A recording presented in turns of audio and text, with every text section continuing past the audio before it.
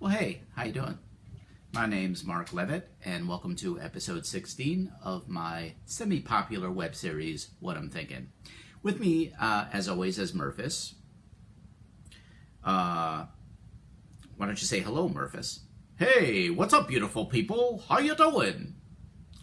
That was a greeting. Okay, anyway, as I was planning the show for this week, I originally came up with the idea of doing a sketch where me and Merfis would do kind of a la Jerry Seinfeld, comedians in the cars getting coffee. I thought I would do the same thing with Merfis. I would interview Merfis, and I would see what he has to say. Seinfeld's a hump. Really? What, Merfis? You heard me. A hump. He's a sellout. A puppet of the masses. Well, with all due respect, Merfis, some would call you a puppet. It's 2020, Mark. Do we really have to go over labels? Do we really have to focus in on labels? Huh? Is that what we've resorted to, Mark? Is that what you're telling me? No, I guess it is 2020, so you have a point there, Merfis. Sorry, I got a little out of line. So anyway, I thought I would do similar to Seinfeld's comedians in the car, comedians in cars getting coffee. I'm more of an espresso guy, Mark. Always have been, always will be. Okay, well, we don't have to get you coffee, right? There is some choice as to the beverage, right, Merfis? Anyway, I was going through that idea. I thought I would interview Merfis to get below the surface, to kind of find out what makes Merfis tick, see what he's all about. Hey, man, nobody looks behind this curtain, okay? Okay? This ain't no land of Oz. You got me? You got me, Mark? Well, I thought I disbanded that idea anyway. I'm not going to do that. I thought that in honor of the coming political season, though, I have a sketch where I would be running for president, right? And Merfis would be my running mate. What do you think about that, Merfis?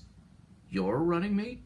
Well, yeah, Merfis. I play second fiddle to no one, Mark. No one. You got me? All right, you can remove yourself from my ear, Merfis. All right, as long as you got me, okay? Merfis plays second fiddle to no one. Okay, then I could be your running mate, Merfis. I don't need no stinking running mate. All right, okay. All right, Merfis. I don't need no stinking running mate. I run alone. I play alone. I attend an echocardiogram alone. Really, Merfis, you attend an echocardiogram alone? Don't you need some guy to, I don't know, look over the data? Don't you need somebody to, I don't know, analyze that? Don't get fresh with me, Mark. All right, I'm sorry. Sorry if I got a lot of the line again.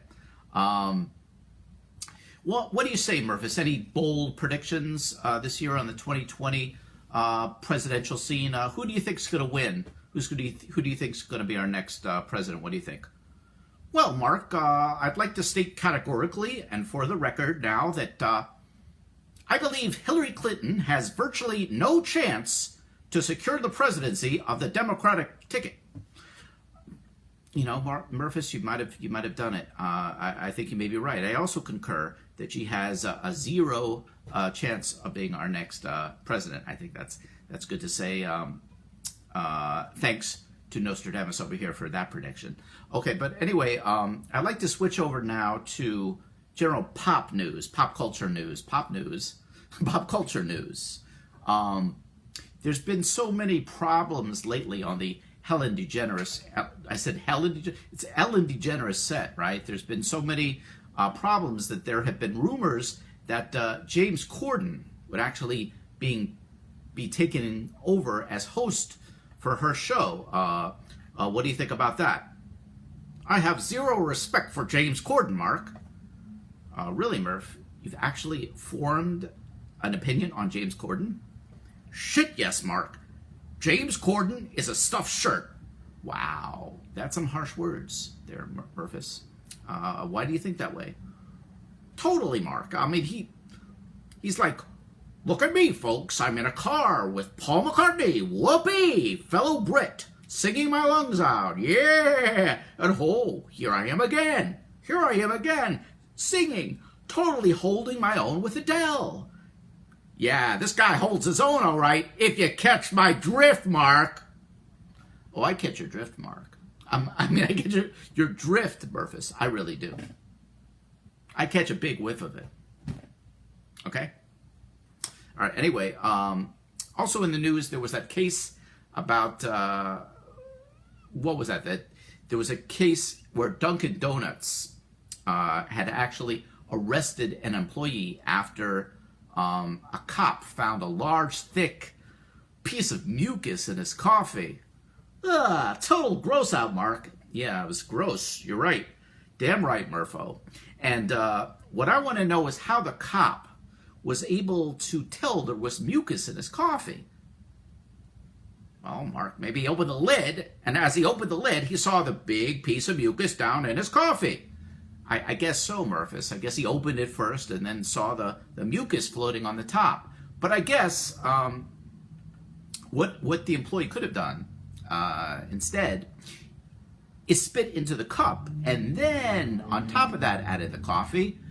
So the cop would never have seen the spittle actually in the cup. He wouldn't have known because it was at the very bottom. Ooh, diabolical, Mark. You should have been a spit criminal. A spit criminal! Maybe so. I missed my calling, Merfis, evidently. Also, this week, I was watching this behind-the-scenes show, right, Merfis? They had this behind-the-scenes show on Back to the Future.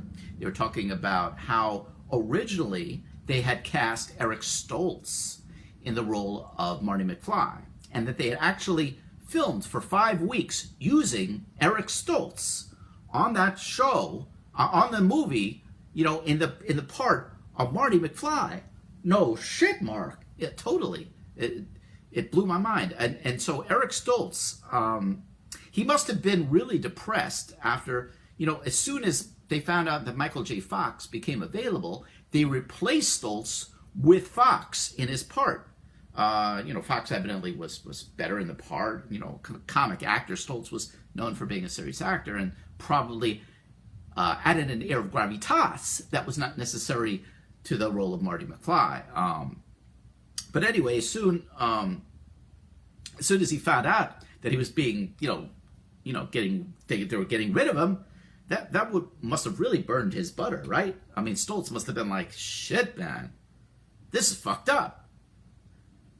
And then later, you know, the film was such a huge success. Stoltz must have been like eating his shirt collars, you know, in envy, right? It must have been terrible for him. Oh yeah, Mark. Eric Stoltz is like the Pete Best of the Back to the Future series. Totally. He's totally passed over for somebody better. Exactly. Exactly right, Merfis.